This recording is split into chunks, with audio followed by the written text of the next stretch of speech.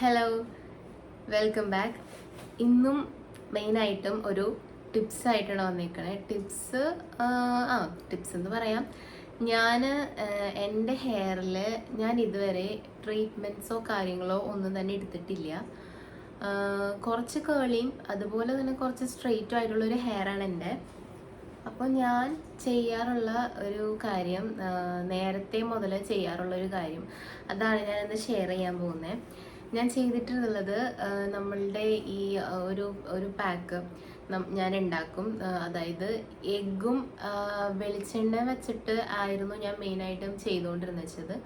അത് മാറ്റി ഞാൻ അതിലോട്ട് ഈ ബനാന, അതായത് നേന്ത്രപ്പഴമില്ലേ, അതും കൂടി ആഡ് ചെയ്തിട്ട് ഞാൻ ഹെയറിൽ മിക്സ് ചെയ്തിട്ടുണ്ട്. ഞാൻ ഇതുവരെ എൻ്റെ ഹെയറിൽ ട്രീറ്റ്മെൻറ്റ്സോ കാര്യങ്ങളോ ഒന്നും എടുത്തിട്ടില്ല. ഞാൻ ഈ ഒരു കാര്യം ചെയ്യാൻ തുടങ്ങിയിട്ട് കുറച്ച് നാളുകൾക്ക് മുന്നെയാണ് കണ്ടിന്യൂസ് ആയിട്ടൊരു കൺസിസ്റ്റൻസി മെയിൻറ്റെയിൻ ചെയ്ത് ഞാൻ ചെയ്തുകൊണ്ടിരുന്നത്.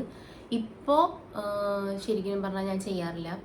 അപ്പോൾ എൻ്റെ മുടി ആകെ നമ്മളുടെ ഈ ഡെലിവറിക്ക് ശേഷമുള്ള ഒരു ഡാമേജസ് വന്നപ്പോൾ എനിക്ക് ചെയ്യണമെന്നുണ്ടായിരുന്നു. ഇപ്പം ഞാൻ കറ്റാർവാഴ ഞാൻ യൂസ് ചെയ്യാറുണ്ട്. അതുപോലെ തന്നെ ഈ ഒരു പാക്ക്, അത് ശരിക്കും പറഞ്ഞാൽ ഞാനായിട്ട് കണ്ടുപിടിച്ചതാണെന്നില്ല.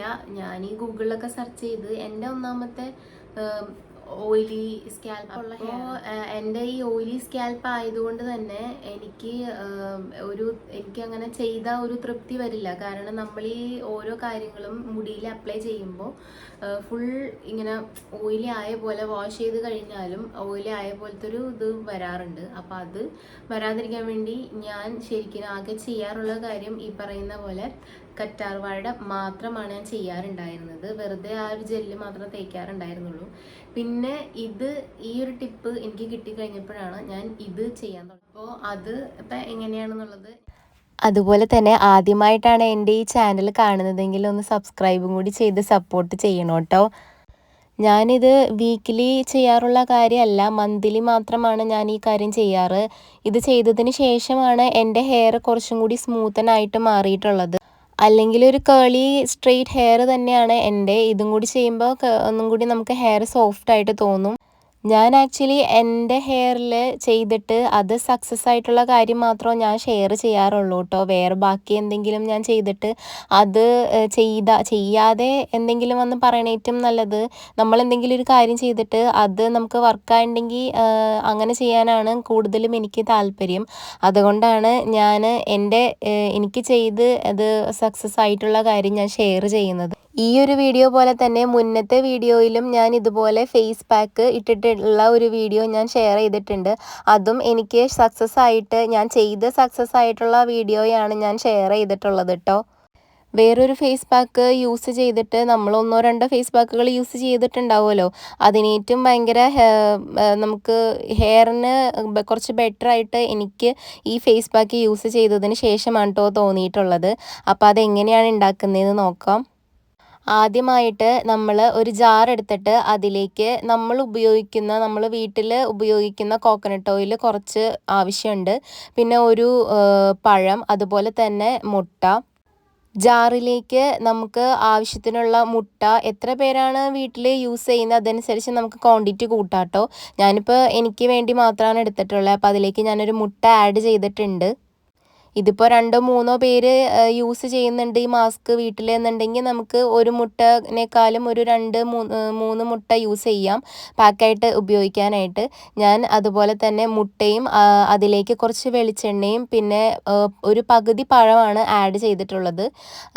അത് ആഡ് ചെയ്ത് ഇത്രയും നല്ല പേസ്റ്റ് ആയിട്ടുള്ള ഒരു രൂപത്തിൽ ഞാൻ ആക്കി എടുത്തിട്ടുണ്ട്. ഈ ഒരു കൺസിസ്റ്റൻസിനോട് കൂടിയിട്ട് നമുക്ക് പേസ്റ്റ് ആക്കി എടുക്കുന്നതായിരിക്കും കുറച്ചും കൂടി നല്ലത്. നമ്മൾ കുറച്ചും കൂടി ലൂസാക്കി എടുത്തിട്ടുണ്ടെങ്കിൽ ഹെയറിൽ അപ്ലൈ ചെയ്യുന്നതോടൊപ്പം തന്നെ നമ്മളുടെ ഫേസിലും അതുപോലെ മേത്തൊക്കെ ഒരുപാടാകും. അപ്പോൾ അതിലും നല്ലത് കുറച്ച് കട്ടിയായിട്ട് നമുക്ക് ഹെയറിൽ അപ്ലൈ ചെയ്യുന്ന പാകത്തിന് ഇത് പേസ്റ്റാക്കി എടുക്കുന്നതാണ് നല്ലത്. ഞാൻ എൻ്റെ ഹെയറിൽ ഈ പേസ്റ്റ് തേക്കുന്നതിന് മുന്നേ വെളിച്ചെണ്ണയോ കാര്യങ്ങളോ ഒന്നും തന്നെ ഇട്ടിട്ടില്ല. ഞാൻ ജസ്റ്റ് കോംബ് ചെയ്തിട്ട് അതിലേക്ക് ഈ പേസ്റ്റ് ഞാൻ തേക്കുകയാണ് ചെയ്തത്. ഞാൻ ഈ മാസ്ക് ഇട്ടതിന് ശേഷം ഒരു മാക്സിമം 15-20 മിനിറ്റ് വരെയാണ് സാധാരണ തലയിൽ വെക്കാറ്. അതിനുശേഷം സാധാ വെള്ളത്തിൽ വാഷ് ചെയ്ത് കളയും. സാധാരണ നമ്മൾ ഇതുപോലെ തന്നെ ഷാംപൂ വാഷ് ചെയ്തിട്ടുണ്ടെങ്കിൽ ഒരു ഫ്രിസി ഹെയർ കുറച്ചും കൂടി കൂടുതലായിട്ട് വരും. ഞാനതുകൊണ്ട് ഷാംപൂ യൂസ് ചെയ്യാറില്ല. അതിന് മുന്നേ തന്നെ 2 ദിവസം മുന്നേ ആയിട്ട് ഞാൻ ഷാംപൂ വാഷ് ചെയ്ത് ഹെയർ ഇട്ടിട്ടുണ്ടാവും. അത് കഴിഞ്ഞതിന് ശേഷമാണ് ഞാൻ ബാക്കിയുള്ള ദിവസങ്ങളിൽ ഏതെങ്കിലും ഒരു ദിവസം ഇതുപോലെ ഈ മാസ്ക് അപ്ലൈ ചെയ്യാറ്. പിന്നെ വേറൊരു കാര്യം എന്താണെന്ന് വെച്ചിട്ടുണ്ടെങ്കിൽ നമ്മളിപ്പോൾ എന്ത് ഹെയറിൽ അപ്ലൈ ചെയ്താലും നമ്മൾ ഉള്ളിലേക്ക് കഴിക്കുന്ന പോലെ ഇരിക്കും എന്ന് പറയുന്ന പോലെ അത് വളരെ ശരിയാണ്.